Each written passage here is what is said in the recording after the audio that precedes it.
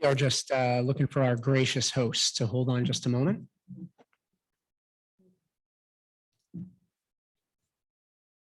I thought I saw him engaged in some conversations. Yeah.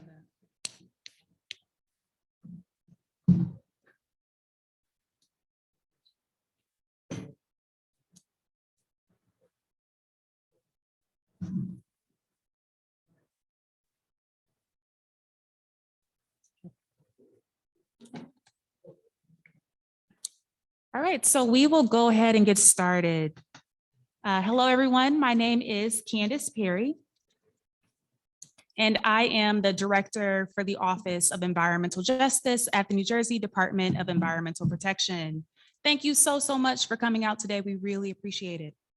So I am delighted to be sitting here with the state's Environmental Protection Commissioner, Sean LaTourette, and also Regional Administrator Lisa Garcia, who is the administrator for the Regional Office of the United States Environmental Protection Agency over the state of New Jersey. So thank you so much for being here. Okay.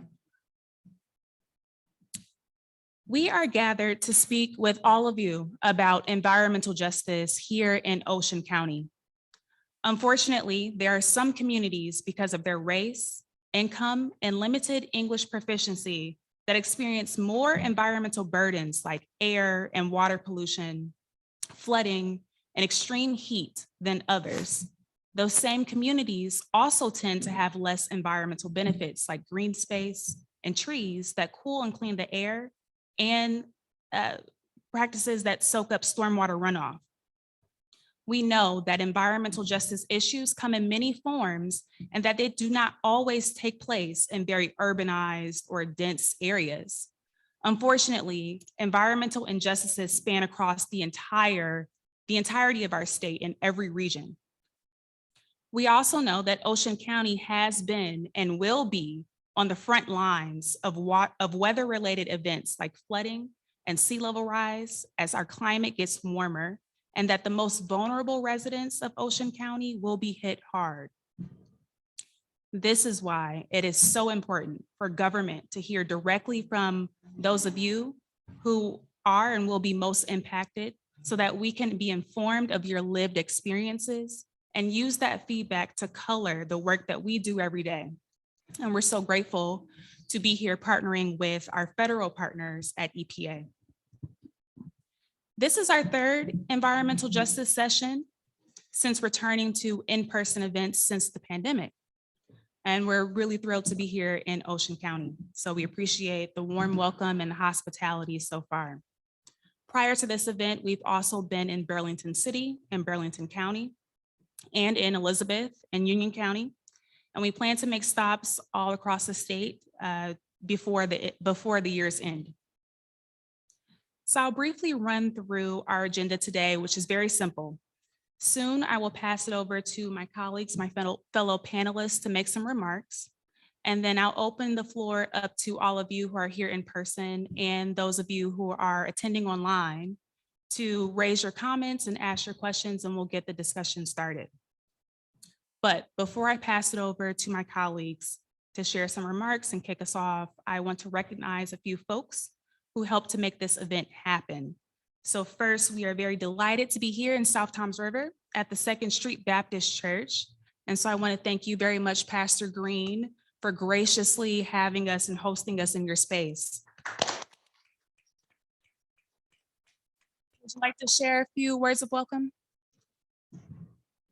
Yes, I'd just like to thank the Environmental Justice Commission and to come and just hear what we people of the community have concerns. Yes, and we just thank you for that. And just thank everyone for coming out and just to share what our concerns are, and with our representatives, and quite sure that they will be able to make some things happen. Thank you.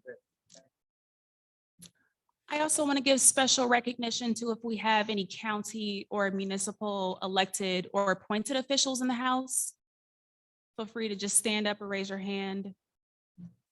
Okay, just want to make sure I haven't missed anyone. We also have representatives from the Toms River area branch of the NAACP. Ms. Bahia, if you would like to say a few words, thank you so much for your participation. Good evening. First of all, I'd just like to thank everyone for coming out tonight to be a part of this discussion. And we're so pleased that the commission decided to come to Ocean County and to specifically ask to come into the South Toms River area. So we're so grateful. We hope that some of our community are online because we have been promoting this for more than a month and a half. But I'm so glad that everybody has shown up today to come out and express their concerns and to just share what they feel about the environment. Thank you. Thank you. I also just want to give a quick shout out to my team within the Office of Environmental Justice. They're sitting here to my right. To your left, we have Ana Maria Peña Herrera and Nadia Akbar. Thank you so much for your help. And also to all of you, if you have follow-up questions or want to talk offline after the event, they will be here to answer any questions. Okay, so at this time, I will pass it over to the state's commissioner for the Department of Environmental Protection, Sean Latourette. Thank you for that, Candace, and for your leadership in making sure that we are spending meaningful time in the communities that we serve to ensure that we're not just listening and certainly not pretending we know, right? We need to hear directly from the people whose lives we hope good policy and thoughtful governance can make better. But we can't sit in government offices and suppose we have all of those answers or that we understand the needs of any one community, because they're all different. And so we're really grateful to be with you all here today. And Pastor, thank you for opening up this space and for inviting us into your home. To the team in DEP's Office of Environmental Justice, thank you. And to all of those from the department who are helping to support and facilitate tonight's event, and everyone who is joined online, your participation is so vitally important. Right? I have the distinct honor of serving as the state's Commissioner of Environmental Protection in the governor's cabinet, and Governor Murphy and First Lady Tammy Murphy certainly send their regards and always ask that I share their commitment to ensuring the reach of the good work that we're trying to do, and not supposing that folks are keenly aware of every step that we're taking that we hope will make your environment stronger and your experience of it better. So on their behalf, I say I thank you as well to the pastor and to this community for having us. What we hope to achieve tonight is to listen, right? Not just to hear people say words, right? Because if we really intend our engagement, if we really mean it, right? You don't engage for the sake of engagement, you engage for the purpose of action. So we hope to learn from all of you and hear about some of the experience that those of you present here and those certainly that are logged on virtually have to share with us, so we can plan to act upon that information, whether that is because your communities experience flooding at the drop of even the slightest amount of rain, or there are water pollution concerns, or if there are industries that could do a better job of being a good neighbor. Right? We want to hear all of those things from you. And no question is off limits. You needn't worry about giving us too hard a time, because if there's something that is ailing your communities, it's what we want to know. So don't be shy. Share with us, and we're going to act for you. Thank you, Commissioner. And over to Regional Administrator Lisa Garcia. Hi, thank you so much. It's a pleasure to be here. As mentioned, I'm the regional administrator for Region 2 for the U.S. Environmental Protection Agency. Region 2 covers New Jersey, New York, Puerto Rico, the U.S. Virgin Islands, and 8 federally recognized tribes. So it's a big region, but as many of you may have heard, President Biden on day one issued an executive order asking the whole government, all of federal government, to work together. It's a whole of government approach to tackle environmental justice and climate change. And so it was a pleasure for me to, and a huge opportunity for me to be able to come back to the EPA and to serve this area. And one of the first things that we recognize we have to do to advance environmental justice is to sit down and speak with communities and really hear what some of the concerns are and the issues. So thank you very much, Pastor Green, for inviting us here, and South Toms River for helping to host this. As part of the whole of government approach is working with partners. So I want to especially thank Commissioner Latourette and his whole environmental justice team. And of course, I have EPA folks here. One used to be at New Jersey DEP, Olivia Glenn was the Deputy for Environmental Justice and Equity, and now has joined us as Chief of Staff and Senior Advisor on Equity. So we're really focused on the essence of equity and making sure that all of our decisions are centered around equity and environmental justice. But as I said, these forums, coming to communities, hearing and hearing the issues from the community themselves is really step one for us to figure out how to advance environmental justice, because, you know, EJ principles tell us the community has to speak for themselves and they have to be at the table. So I will stop there and turn it over to hopefully some of the community members. Thank you. Thank you for that. So before I turn it over to you, let me just go through very briefly some housekeeping so that you know how this portion of the meeting will flow. So we firstly are recording this meeting because we hope to share it with the public and post it online on our website. So please be advised that if you do make a comment or ask a question, we will take that as your consent to be recorded. Thank you to everyone who is online. We have about 40 folks online. We will be sure to get to your questions as well. So don't think that we're not seeing you and not hearing your questions. The team is monitoring that. So each person will have 3 minutes to ask their question or to share their comments. If you are able to, we invite you to come to the center of the church where there's a microphone set up, and then we'll just take your comment or question one by one. For those of you who are online, we're asking you to use the raise your hand feature in Zoom, where we'll be able to see you, and then we'll be able to take your comments as they come in queue. And to be fair, I'll ask my fellow panelists to also be mindful of how long you're taking to respond, just so we can make sure that everyone who has a question or who wants to speak and lift up their voice has an opportunity to do so. Unfortunately, if we don't get to your question today, I do want to let you know that you can email environmentaljustice@dep.nj.gov, environmentaljustice.dep.nj.gov, and we'll post that email address in the chat for any follow-ups, and be sure to hang on afterwards if you have some time, and we'll be able to talk to you. We'll hang around as well.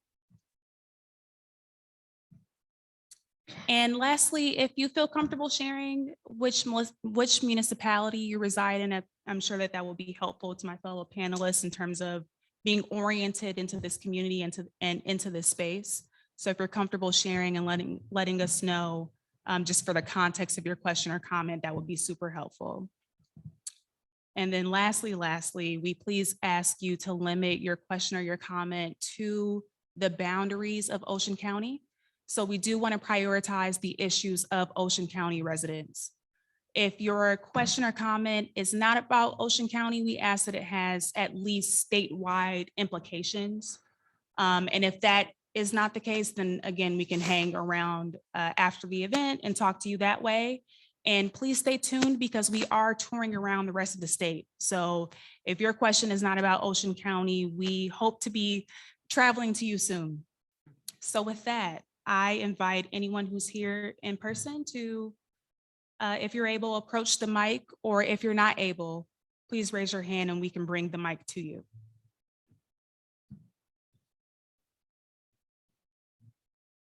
Being first is always hard, huh? So while folks work up to sharing, oh, I'm not supposed to touch the mic. Okay, thank you. I saw. I moved it before and I wasn't supposed to. So as we get warmed up and folks are thinking maybe of something that they want to share or ask, Lisa, is it okay if I ask a question of you? Yes. What's your concept of environmental justice? What does it mean to you? What do you hope we do together in this space?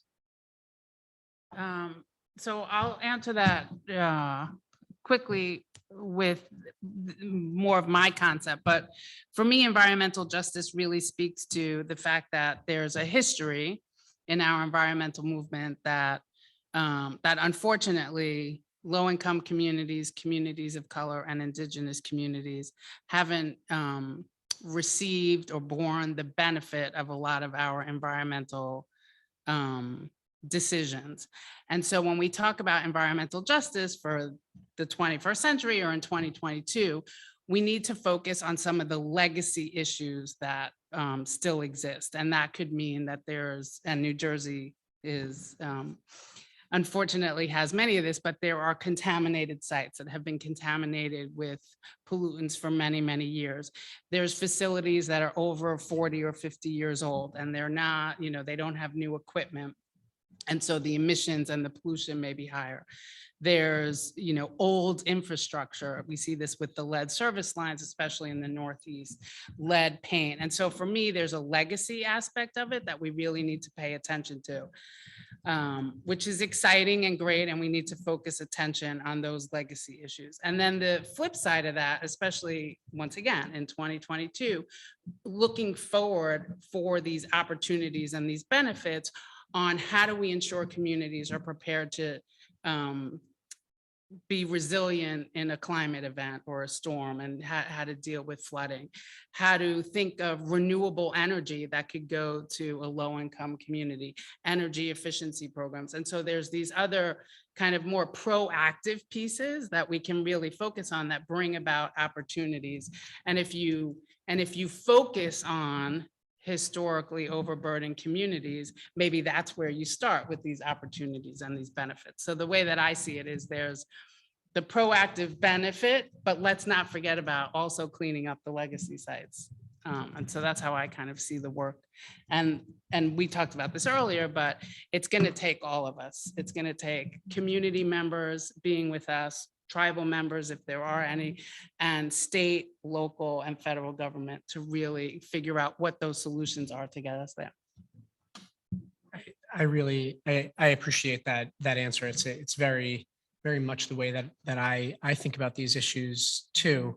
And the notion of how do we best correct for the sins of the past and the legacy that persists in terms of the location of more environmental burden upon folks in disadvantaged areas, and at the same time, how do we look forward to do better in our new initiatives and with these new challenges? Candace, what about you? What is your concept of environmental justice? Yeah, so my office, the Office of Environmental Justice, thinks about EJ in kind of a three-pronged approach, where firstly, as an environmental regulatory agency, there are certainly opportunities to incorporate environmental justice into our operations, our mission, our policy decisions, our regulatory decisions, everything that makes us who we are as an agency. We need to take a hard, deep internal look at our practices and our policies to ensure that environmental justice is right up at the forefront of everything that we do. Not just the siting decisions and the permitting decisions, but everything from the way that we fund and we allocate our resources and our dollars to the way that we do public engagement and outreach and stakeholder engagement. There's a wide portfolio of opportunities to incorporate environmental justice. And we do a great deal of that already, but there's certainly some gaps that need to be uncovered, that need to be looked at, and that, methodically need to be eradicated, and to ensure that we are future looking at the ways that we do our work to ensure that EJ is always right at the forefront. So that's kind of the internal vulnerability that government, frankly, doesn't do too well, is look at ourselves and think about what we can do better. Second is to the point that Lisa talked about, is working together and really applying a whole of government approach to environmental justice. So it's not just what DEP does as an agency, but the entirety of the state of New Jersey has opportunities to incorporate environmental justice. So we want to see the entirety of the Murphy administration utilize the channels that we have in terms of serving and protecting New Jerseyans, whether it be through transportation or health or otherwise, to incorporate environmental justice. So we're working with our sister agencies and departments to have conversations about how to do that, and then create some action plans, really tangible, implementable plans to really deliver on that justice. And then thirdly, even if we're partnering together as government and we're doing the right thing and breaking down silos, none of it really matters if we're not getting and seeking the buy-in from the community, listening to the community, and really creating opportunities to break down where there are gaps for the community in terms of their capacity to be engaging with government. Far too often I think of government as having this barrier where we're not doing the best that we can to meet communities right where they are. We're requiring communities to have higher education degrees in certain topics, even to be able to comment or to stay afloat in a conversation. And it shouldn't be that way, where you need to have a master's degree in environmental science in order to be able to tell us or to know where to find information about your public health and your quality of life. Far too often we say that we don't have answers, and we say, well, that's the federal government, or that's the county government, or that's your local government, go talk to them. And that can be the case, but we can be better partners in terms of delivering on your questions and your requests of us as entirety of government, and ensuring that we're partnering together with other jurisdictions to make sure that your quality of life is what it should be. And so that is all about making information accessible, making sure that information is translated into multiple languages, making it so that you're not having to demand and seek and go through this website and this report and read this 100-page document to be able to have answers. It shouldn't be that difficult. So that burden is on us. And so that's how I look at EJ. Mhm. Sometimes when I hear the phrase, the whole of government approach, I understand it to be well-intended, right? Something that, like, in our professional careers, we think about in a lot. But but I also think about how the public writ large assumes that government is whole. And so how does that sound to a community member who might not have ever engaged with the Department of Environmental Protection or the Environmental Protection Agency, and who doesn't who wouldn't automatically know the way that I wouldn't have before doing this work of the way that our governments are segmented, right? That the Department of Transportation does one thing and the Department of Environmental Protection does another, and so on and so forth down the line, right? I think that, you know, as even a reflection on my own family, I think my mom just thinks of the government, right? I don't think she thinks about it from the perspective of me versus another cabinet member, and that the government should do its job to protect communities. And so, you know, that's part of what we want to understand from the perspective of community members. How well is the government, regardless of who owns the issue, right? What are you experiencing? Because part of our job, as Candace was explaining, is to find those points of connectivity. We're here on the ground. That's not the case for every state agency or federal agency.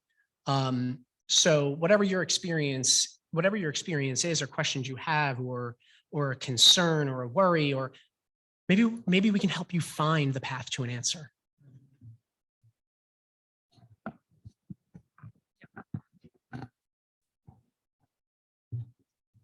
Hello. Hi. And I just wanted to follow up on something that you mentioned, Sean. It's as much a question as it is a comment. And let me introduce myself. My name is Karen Hershey. I worked for many years at the Department of Environmental Protection. I was very honored in the beginning of my career to work within the environmental justice field. So I'm thinking back on that. I'm also a resident of Island Heights, where I served as a council person and mayor for some time. I've worn a lot of hats. And as I listen to your thoughts, this is what comes to mind. And that is when you talk about issues of connectivity and bringing residents and communities closer to the government and understanding the government, where I struggled, and I saw this in my career at DEP, is asking, how does an everyday resident in any community necessarily know or recognize that whatever challenges or hardships they're encountering at any given time is necessarily related to an environmental issue? Now, clearly, when you talk about issues like climate change and you see flooding in your communities, the nexus is there.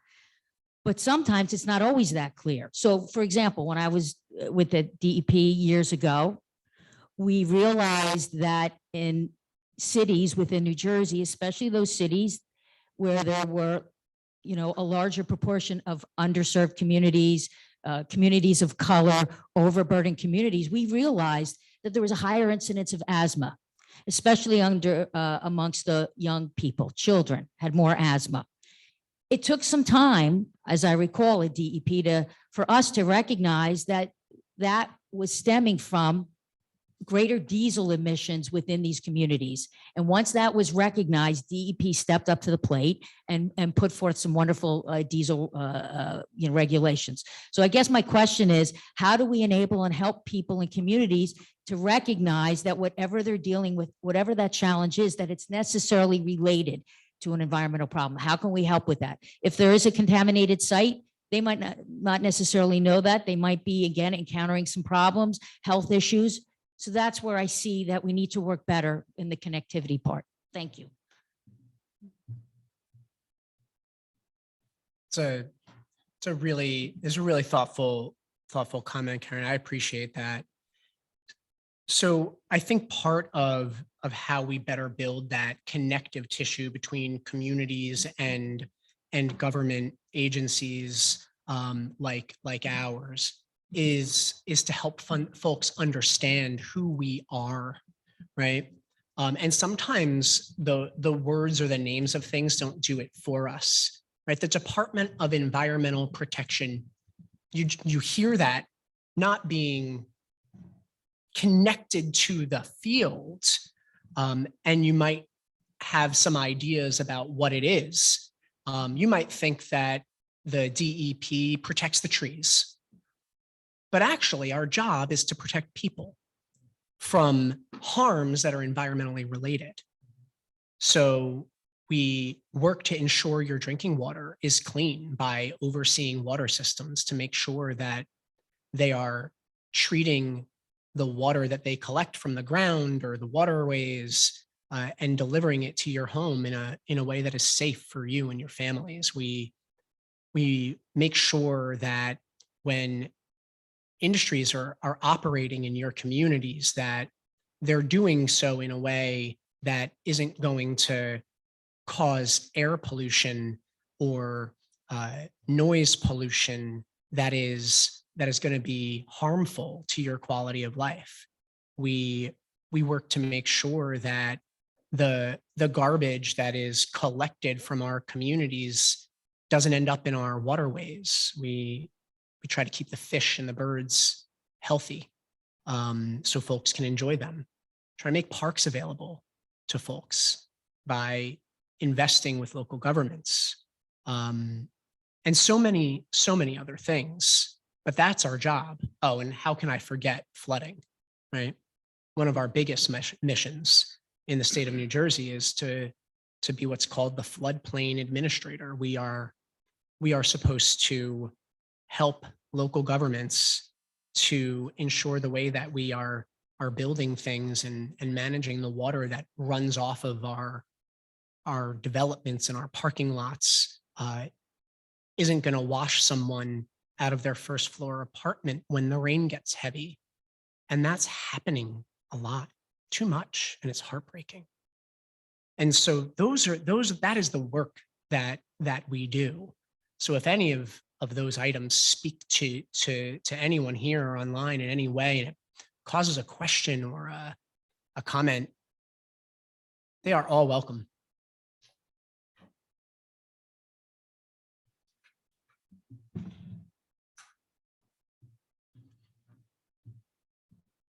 Good evening.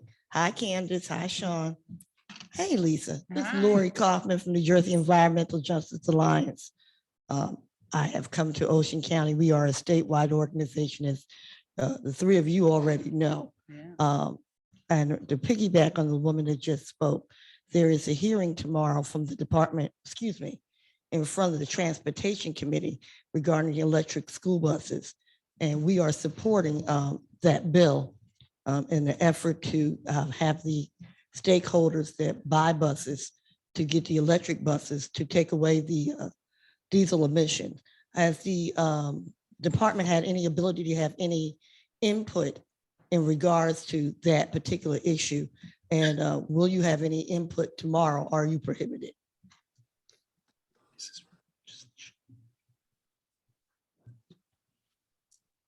So just to make sure I understood the question well enough, I think the reference is to a hearing in either the Senate or the Assembly. Is that correct? Tomorrow's going to be heard in the Assembly. The Senate bill has already been passed. Okay. Back in February. So what the speaker here was referring to, just for everybody's background, there's a bill that's been proposed. I forget the sponsor of the bill, but to promote the heart of it is to promote the transition from the use of school buses powered by diesel fuel to electric school buses. And while agencies like ours are not supposed to comment on pending legislation, I think that it's very fair to say, and I hope obvious, and if not, we need to be sharing this more, what a proponent of electrification of diesel equipment, medium and heavy duty trucks, as well as passenger cars, but more so those medium and heavy duty trucks, the Murphy administration is and has been, and I'll ask Lisa to speak to this from the federal side because they're doing a lot of good things. So certainly what we want to see is a commitment on the part of our school boards and the contractors that work with them in order to make this change. Because what it's really about is the health of our kids, right? Diesel emissions are not good for anyone, of course. And you see medium and heavy duty equipment and transit buses, school buses, rapid transit buses for senior citizens, for example. These are all pieces of diesel equipment that have a significant impact upon the riders of that equipment. So in terms of school buses, we're talking about our kids, right? And we're talking about how beneficial it is to remove that source of exposure. And by retiring diesel buses and moving to electric buses, which admittedly are more expensive, and that's where the rub always is. How much does it cost? And how are we going to do it? The bill that was referenced addresses that to some degree. And there are government incentives, even apart from that bill, for businesses and local governments when they're upgrading equipment. You come to the end of a useful life on something like a bus, and you have a choice. Are you going to your school board, you're a county government, a senior center? You have a choice. Am I going to replace this bus with another diesel bus, or am I going to replace it with an electric counterpart, which is more expensive? And what we're endeavoring to do is to cover the cost of that difference, to make that choice even easier by saying, yes, it's expensive. We'll pay the difference when you upgrade. And so there's a number of programs that are available for that. And this bill most certainly would help in that regard. That's not a question. Lisa? Yeah. Hi, Lorraine. Nice to see you. So I would just add that the federal government, we wouldn't necessarily engage in legislative hearings. But one of the things that came out of the bipartisan infrastructure law was funding $5 billion for a clean bus initiative. School buses, sorry. And so the effort is to, as the commissioner mentioned, is how do you both incentivize fleets and owners to change out to electric vehicles, but where are the resources? And so the $5 billion would be distributed. Part of it is grants. And so that owners could can apply for the grants, and community. And I think it's also community organizations can apply for the Clean School Bus Initiative grants. And then another is just working with states on figuring out where that kind of, how to fund that gap on changing out the fleets. But I agree. I mean, it's a great initiative, and to have a state like New Jersey taking it up at the state level, and then the federal government can come in and partner, right? We know that, especially in areas like this, I'm sure there's a lot of school buses because schools are further away. I live in Brooklyn, so the kids can walk to school, it's right up the block. And so it's huge in the aspect of reducing emission from diesel school buses that are driving around in our communities. But of course, more recently, they found that the emissions, especially of PM 2.5, are in the cabin, in the school bus itself. And so it's almost like a double whammy to the kids standing outside the bus, waiting for the buses, and then while they're sitting in.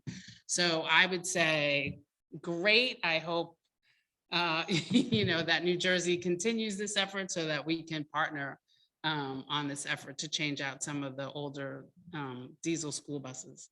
So thanks for that.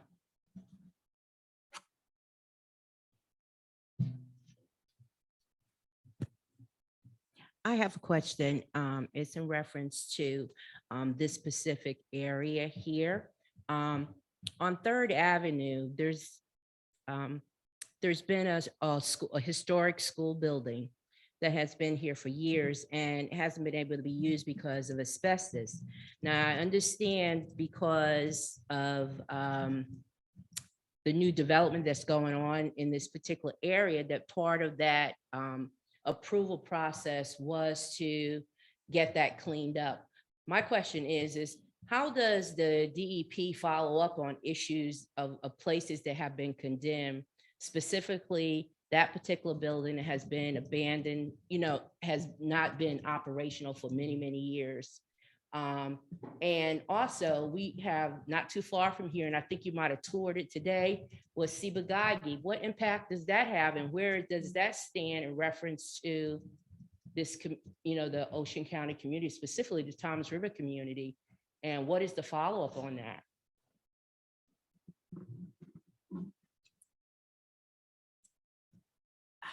I just want to start by saying on the particular issue of Sibagagi, the Superfund site here in the area, that there is ongoing settlement discussions, partnership between DEP and EPA on that. And so those details are forthcoming, but we do hope to reach a resolution pretty soon that will obviously benefit the residents nearby. Lisa, do you have anything to add on? Yeah, from no, I EPA's was just gonna say perspective? that we would definitely follow up and communicate out where, what obviously where the settlement ends up, and then what is,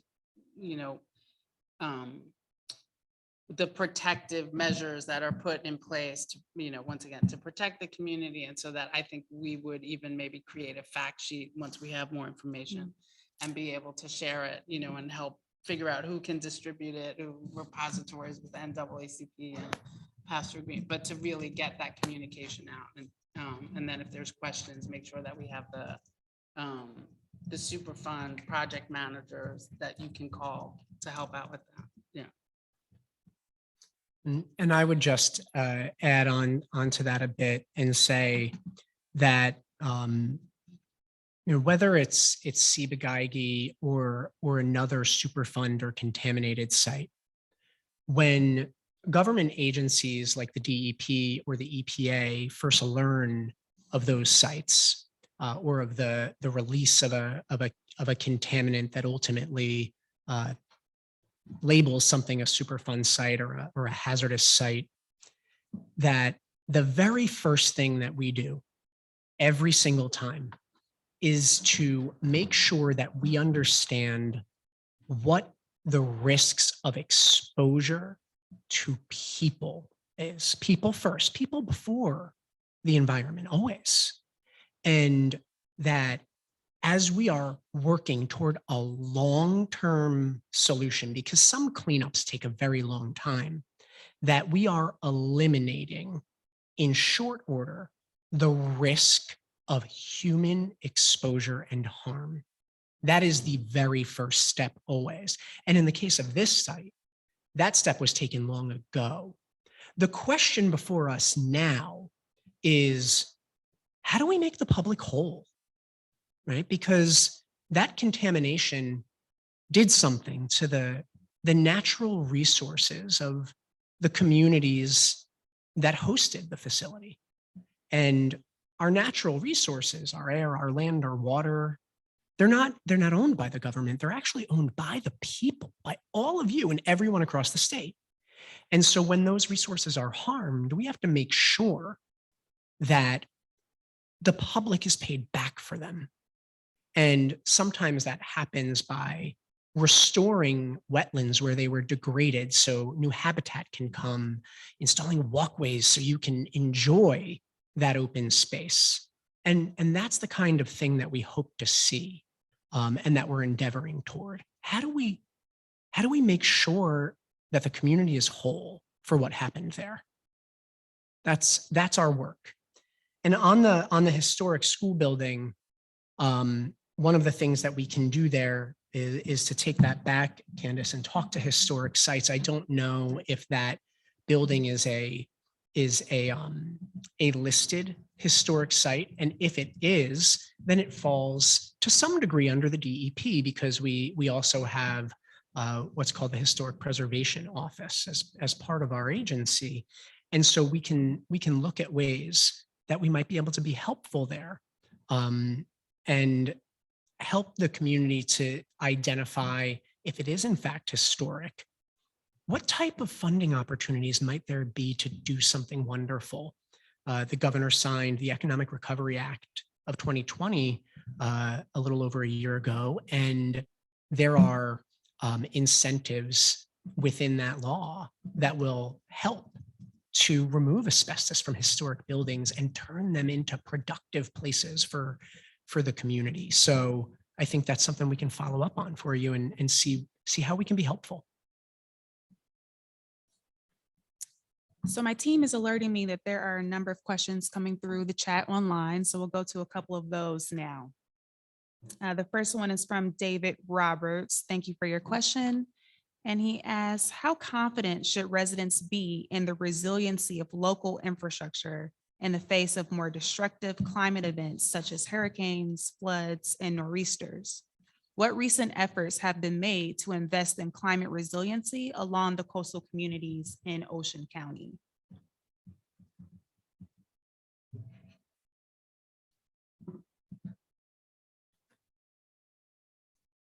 This is a tough one.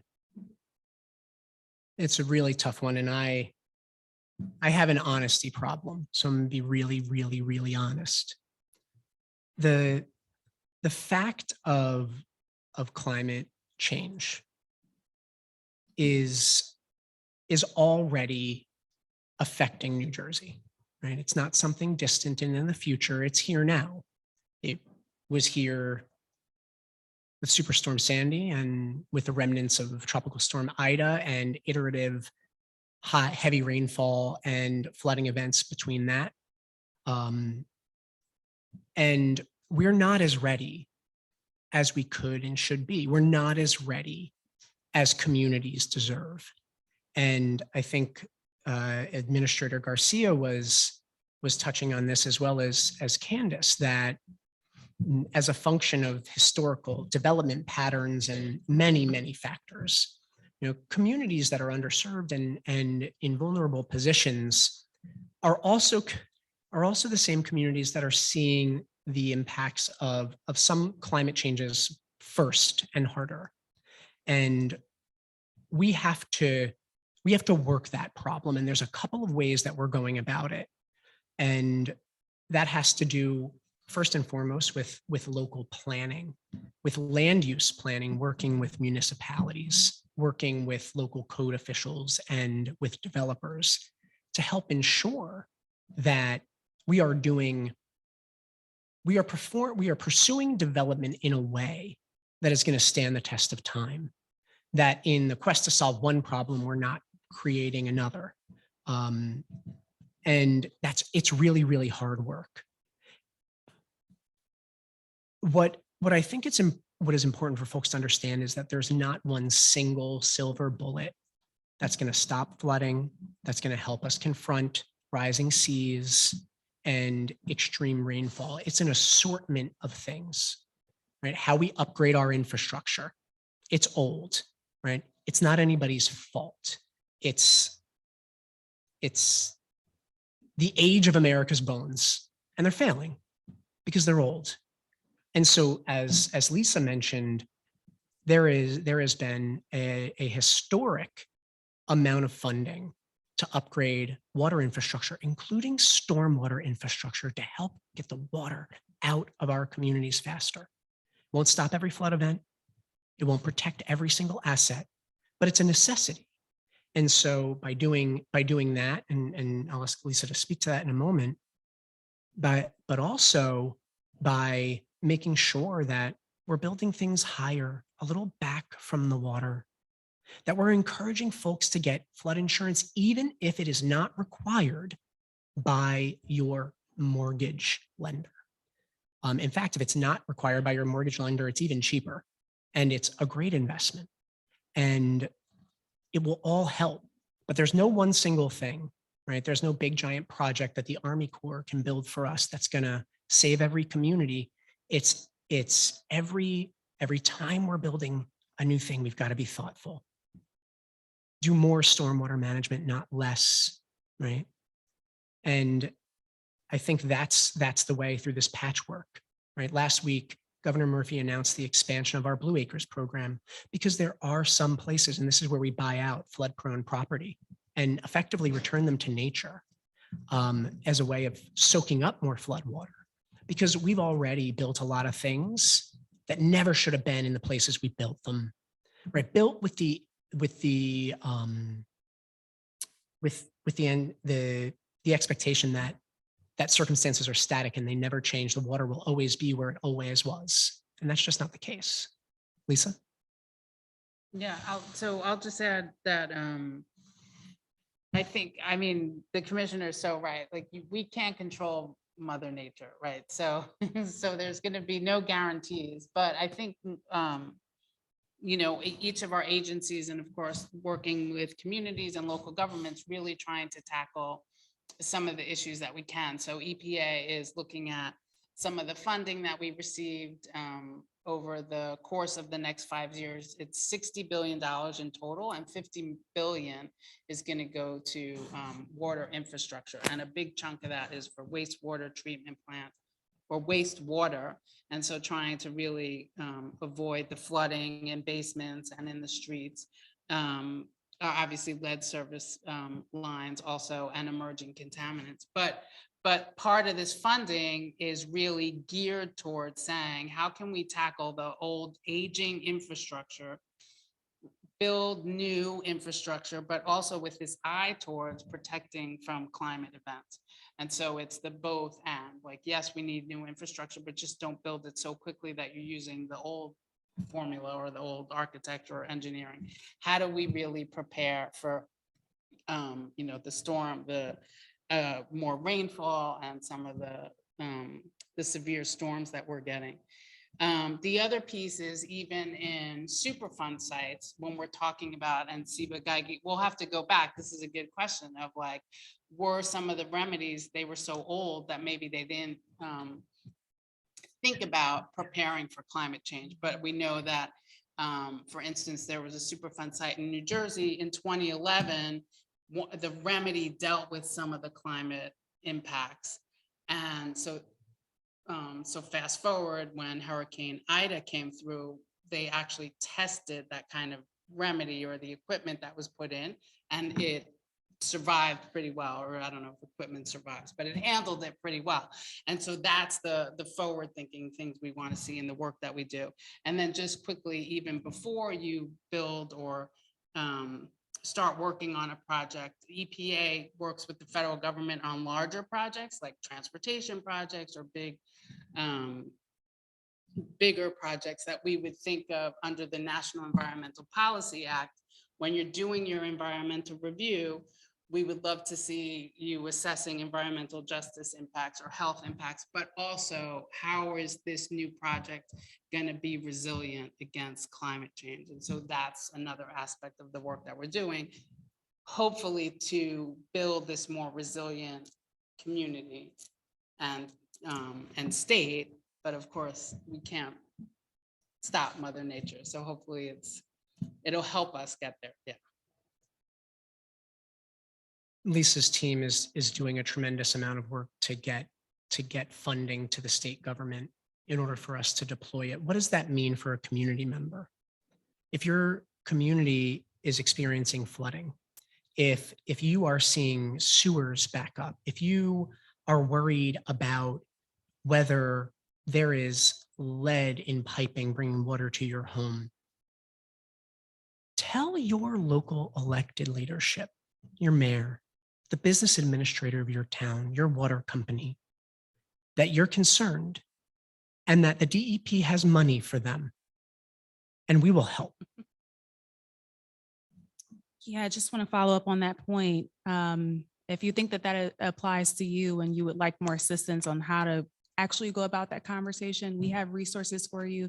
Please feel free to reach out to my team on that. We are also making sure that we are prioritizing the money that's coming from our federal EPA partners into DEP for disadvantaged communities. So there will be a carve out specifically for those communities who are most impacted. So we want to get those funds out to those who need it the most, and we can help you to do that. Also, if you're interested in knowing how climate change will be affecting New Jersey and what we can expect, we did recently put out, well, as recent as of 2020, we put out a climate change science report. So we can drop that link in the chat and make that available for you. All that data and science is available. So let's move on to the next question.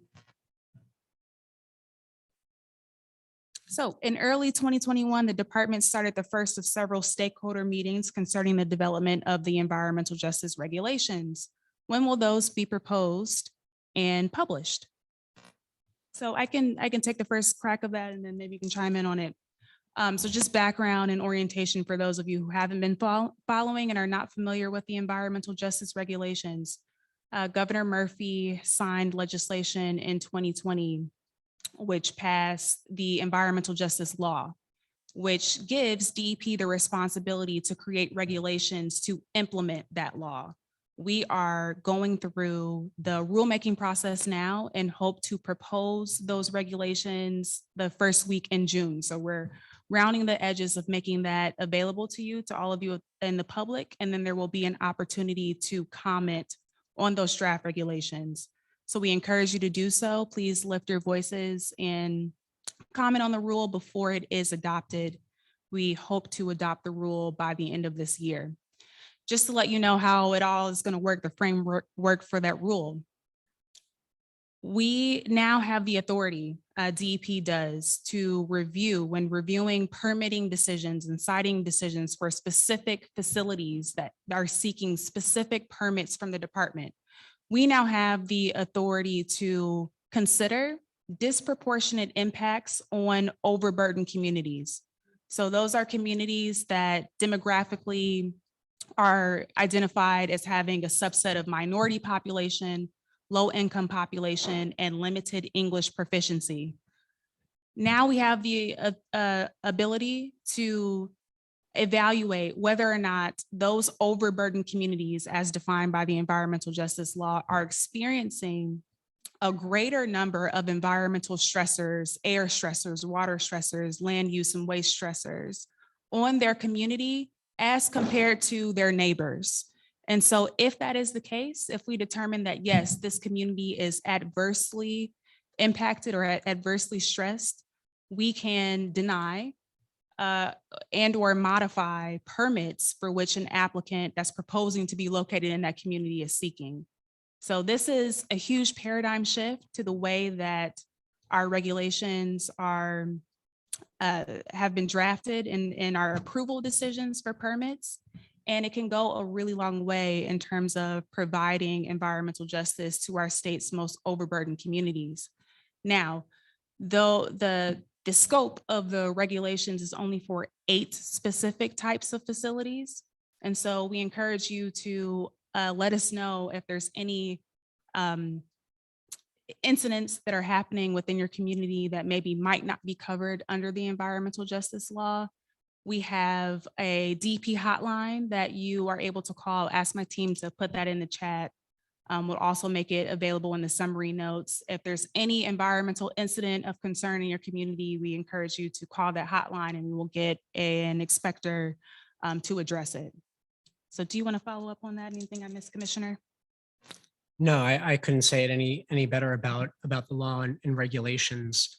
I'll also say we've got an app for that with respect to the hotline on the Google Play Store or the Apple Store. Yeah, it's Warren DEP, Yeah. Warren WARN. And if you downloaded that and there were an environmental incident in your community, you can report it in real time to the DEP and we investigate that. And I'll just say it's a very exciting law that the whole country is following because it is going to be first of its kind. And I have to give a shout out to the New Jersey Environmental Justice Alliance for helping. I've worked on that for years, and many other community members across the state that really helped to move it forward. So congratulations.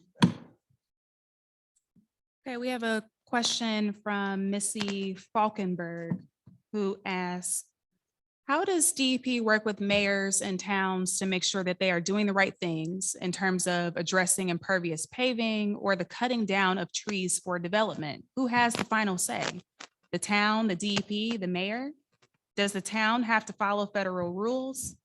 I have been working with the town's environmental commission, and I'm finding And I'm finding you must attend every single meeting, the town council meeting, planning meeting, et cetera, to be able to stand up for the environment.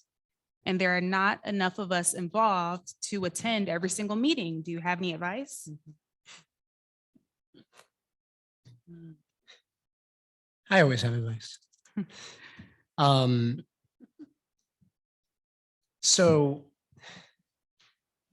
And maybe I'll just add on, there's an add-on. oh, okay. So also, how is it possible that there is so much development allowed to happen in our area, considering that we need trees to keep our air clean, temperatures down, and to help soak up all the water? It seems so short-sighted. Everywhere you go, there are huge tracts of land being cleared out. I agree that development patterns are short-sighted. Unfortunately, I sort of thinking back to some of the opening remarks we were going back and forth about what is the DEP and what do we do, right? We don't regulate trees, meaning we don't really have a say in the cutting down of trees. Not really.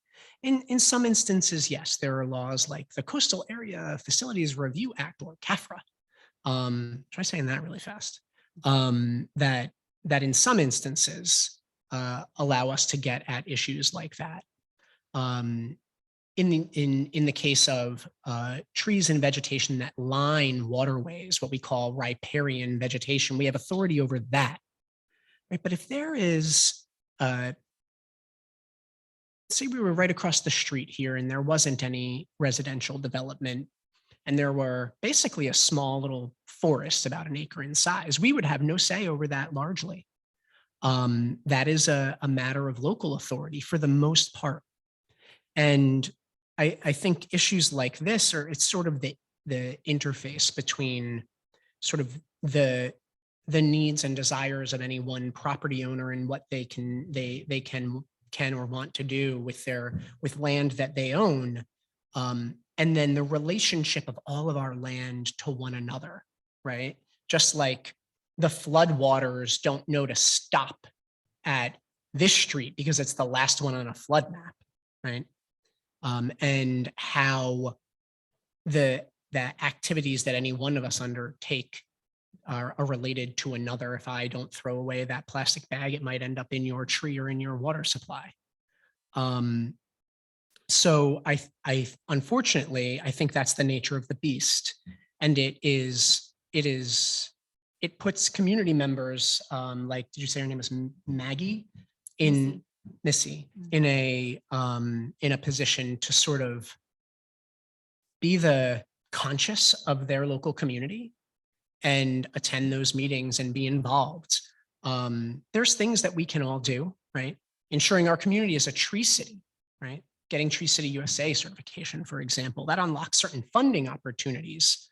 But the limitations on authority over private property rights are significant, right? That's the American tradition.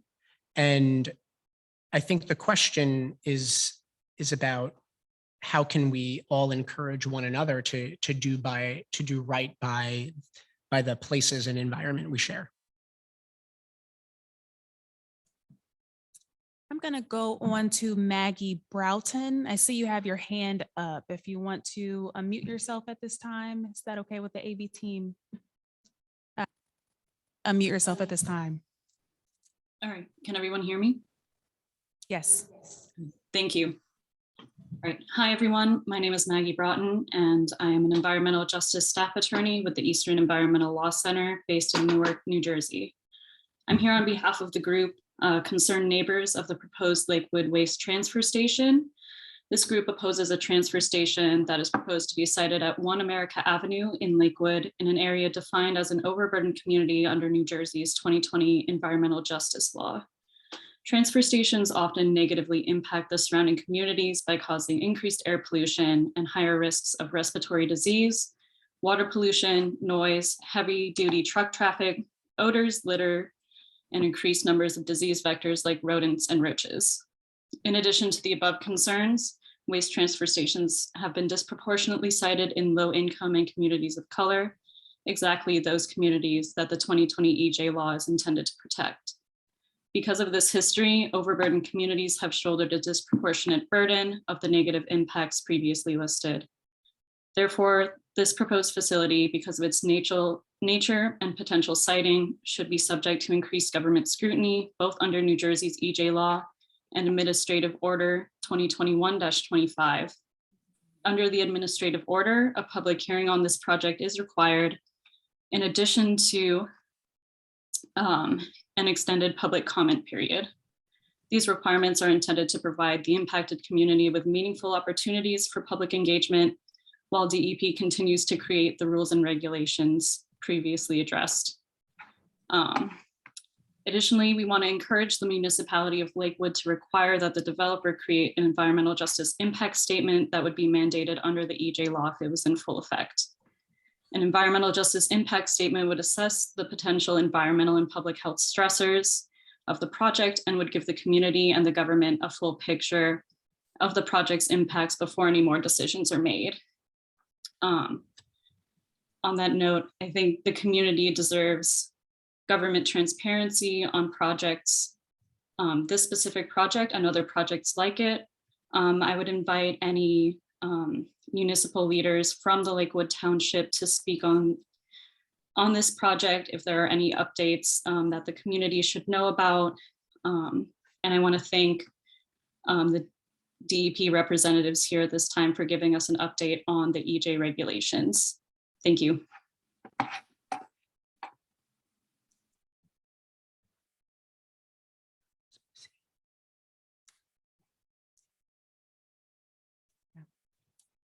Maggie, thank you so much for your comment. Really appreciate that.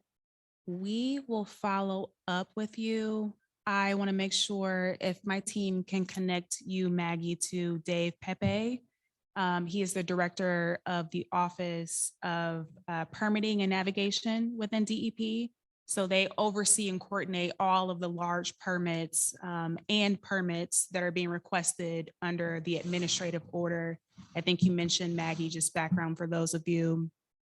Until the environmental justice regulations are proposed and adopted, Commissioner LaTourette established or signed an administrative order in this gap period between the implementation of the regulations that call for the department to follow the spirit of the intent of the environmental justice law, which means that applicants who are seeking a permit that is proposing to be located in an overburdened community that I talked about earlier still have to meet with that overburdened community and hear about their concerns and address their concerns in a documented way. We will connect you to Dave Pepe, who is coordinating and overseeing all of the projects that are going through that administrative order process to ensure that your comments are rightfully directed to the applicant. So thank you. Yes, thank you for bringing it to my attention. This is the reason why the administrative order process was instituted, right? Given the lag time to establish rules, we want to make sure that we are forcefully evaluating facilities like this one. So thank you very much. There are any questions in the room? Okay. Yeah, please approach the mic. Hello. Hi. I'm Robert Haley of the South Towns River. I want to ask a question. We got a lot of development going on right here. And I want to actually one of the candidates for city council in South Towns River. And we're developing, we talked about the overburdened development in Lakewood. So somehow the town has been duped into 390 apartments here by telling the community it was a low-income housing obligation. But to fulfill the low-income housing obligation, you have to cap a landfill and put another 30 apartments on it. So how safe is that for the children, knowing that the things that developed through Ciba-Geigy and the property that they built and caused a cancer outbreak in Manchester for capping the landfill, how safe is that for the children of South Towns River? Even though they were told, hey, it's a low-income housing obligation, there's no low-income houses going here behind Wawa. They're gonna cap a landfill because the people that are looking for the housing really have no voice because they're considered poverty-stricken. So, hey, if you're gonna live on a landfill, it's better than where you're living now. That's basically what they're telling the community. So how safe is that for children to put them over top of a landfill, charge a town $5 million to cap it, put in another 390 apartments with a police force that only has 12 people, build a 4-story structure with a fire department that only goes to the 2nd floor. You can't defend a fire. So you talk about overburdening, you're taking a town that's considered a little town with a big heart, and you're trying to turn it into a city. So my question is, how safe is that for our children to overcrowd the schools and to stick them and put them on a capped landfill? And how does that affect their development and growth over the next couple of years? Because the only thing they're worried about now is how long of a tax credit. You're giving out a 30-year tax credit. I'll be dead in 30 years. I'll be retired from the police department, gone and out of here in 30 years. But how would that affect the children and the people of South Toms River who pay their taxes? If you gave a 30-year tax credit to every homeowner, it would be something different. But you're giving it to one developer. So I'm trying to figure out, how does that affect us putting them on that landfill, capping it, and how safe is it after a landfill is capped to the environment?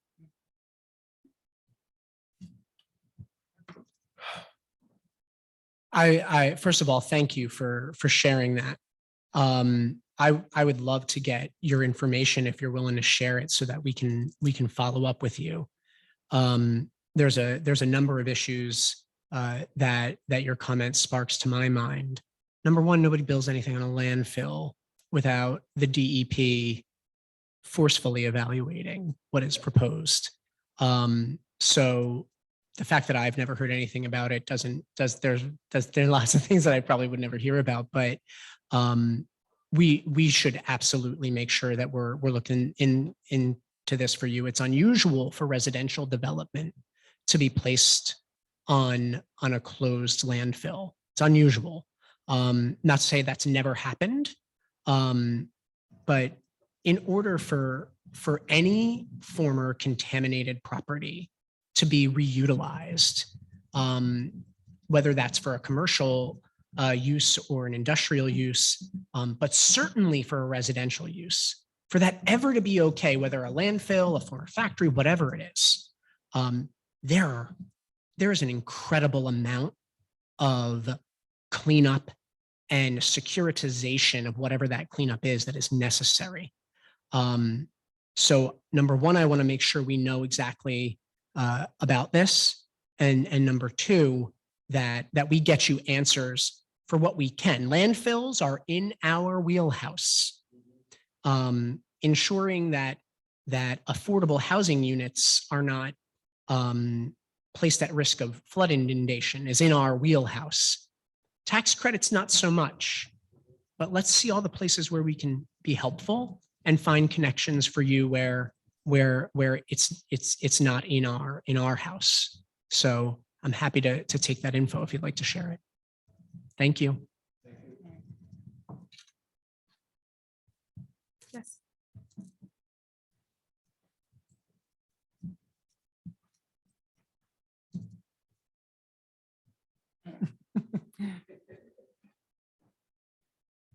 Pastor Green's getting his steps today.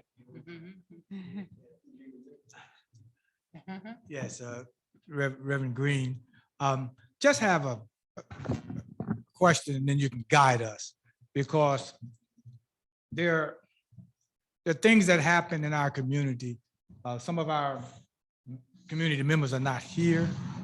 So you said if there's flooding, tell the mayor. If there's problems with your water, tell the water company, et cetera, et cetera. So advice that you can share with the community is, what are the steps so that the community members, because let's be honest, just telling the water company or telling the mayor or anything like that is not going to get it fixed. So what are the steps that you can guide us that are, where the rubber meets the road type things? Yeah, thank you. So the first thing that I'll say is that this conversation is an ongoing one. It's one that doesn't end. And so folks in your communities that you think have something to say, to share. Candace, you mentioned the email address to reach to you. Mhm. If you want to give that Yes, again. environmentaljustice@dep.nj.gov. environmentaljustice@dep.nj.gov. And one of the things that these three incredible women to my right, your left, do every day is help folks find answers, right? What I was saying before was if you're experiencing problems with the infrastructure in your communities, the floodwater isn't going away and the sewers are backing up, tell your town, tell your local leadership that the DEP has money to help them. Tell us too, because we'll make sure that your local leadership knows that also, right? There's always so much information that inundates us all, right? I mean, the phones are always buzzing. There's a million notifications. It's overload sometimes. So it's quite possible that local leadership doesn't really fully receive the message that we send, that we're there to help and to provide funding and assistance, especially with partners like Lisa and her team at EPA. But when in doubt, just send an email to that email address and we will help you. It is our job. We work for you.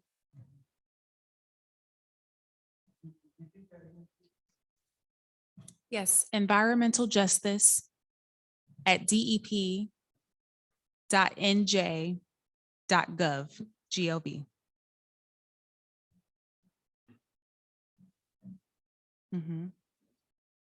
So just doing a quick time check for us. I have one question here online that we're going to get to, and maybe if there's one additional person in the room, we'll take just those two more and then we'll wrap up.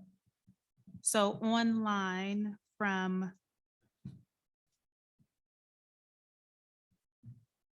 Sunny Vargas. How is DEP working to coordinate with local officials and municipalities to discuss the need for offshore wind farms? Offshore wind.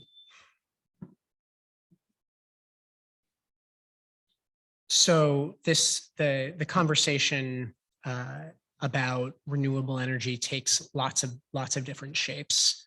And there's a couple of ways that we communicate with local leaders and communities about renewable energy.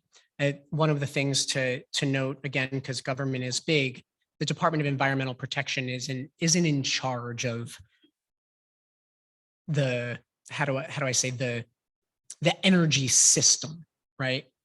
What we're in charge of is making sure that the energy system doesn't create too much pollution, right? So power plants, for example, we don't allow them to be built and just with standards that are going to cause too much pollution in a community. We have to make sure that developers of any kind of energy infrastructure are developing things in a way that is not going to harm human health or the environment. That's the role that we play in that respect. With offshore wind specifically, another important role that we play at the DEP, and this is with regard to anything that implicates our coastline, whether you're building an offshore wind array or the cables that bring offshore wind energy to the shore, or building pipeline that goes near the shore, or telecommunications. To us at the DEP, it's all the same. We need to make sure that the way it's being done is not going to harm the environment or people, right? So there's a lot of different ways that we look at that. We make sure that historic resources are protected, including historic view sheds. And we try to ensure that any development is done in a way that avoids impacts or minimizes those impacts wherever possible. And we yell from the rooftops about the need for a clean energy transition because, as Candace mentioned, we've done the science, and the science specific to New Jersey, in fact, right? Our sea level is rising. The sea level as it affects New Jersey is rising faster than most other places on the planet. There's a lot of different reasons for that. And our rainfall has increased 2 to 10% in the last 20 years, and it's going to increase dramatically more in the decades to come. And so all of that is related to fossil fuel use and the need to transition to a clean energy economy. And we communicate frequently with governments, with local governments and the legislature about the need for that transition. And we help to propel it where we can, right? We have a board of public utilities that is in charge of the energy system to some degree. But through things like incentives and stuff like Lisa mentioned with electrification of school buses, every little bit matters. And there is no question that the path that we are on is unsustainable and that the need for rapid transition is a necessity, right? So that when I have 11-year-old twin girls, so that when they're in old age, that there still are barrier islands, right? We get to control that. We decide that. We decide that today. But that's why we need clean energy. There's not a question. And with that, we'll have that be our last question. Just want to pass it over to my fellow panelists if you have any last words for the audience. Well, I'll just say thank you so much for for inviting us to join in this conversation. And as Candace and the commissioner were saying, this is the beginning of the dialogue. And certainly, hopefully you see there's a partnership here, and the real essence of this is to begin to partner and to open those lines of communication. So so I think Reverend Green, you mentioned, you know, where do we get started, or who do we contact? I would say, like, let's just start with each other, contacting, you know, us. Because we talk to other people at other agencies, we go to interagency meetings sometimes, or inter-cabinet meetings sometimes. And we just may have a quicker way to figure out, you know, who the person is that maybe you could talk to. So I would say relationships are just as important as this outreach is. And so let's start there. And open those lines of communication. And thank you so much, everyone who came out, who Zoomed in or called in. I don't know if it's Teams, but I really appreciate the opportunity to be here. So thank you. I want to again thank you, Pastor, for opening up your home to us. And I would just say to any member of this community, the Ocean County community, to those online, that just like we're in your home right now, right? Every developer, every facility, when they come into your towns, they are in your home. It is your community. Never be shy about standing up and being heard. And if you're concerned that there are folks who aren't hearing you, we certainly will. And we'll do everything we can to help, because of what I said earlier, that we don't own the environment, you do, right? It's just our job to take good care of it for you. So don't hesitate to reach us, and we will always do whatever we can. Candace? Yes, so to follow up on reaching us, just want to leave you with some contact information.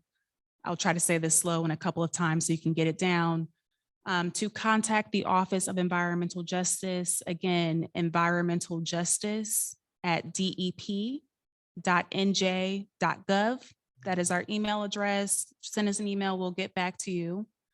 Environmental justice at dep.nj.gov. Also, our website is nj.gov/dep/EJ. So nj.gov/dep/EJ. There's a ton of information, in particular on the environmental justice regulations, if you want to read up on that. And then there will be an opportunity for you to submit public comments.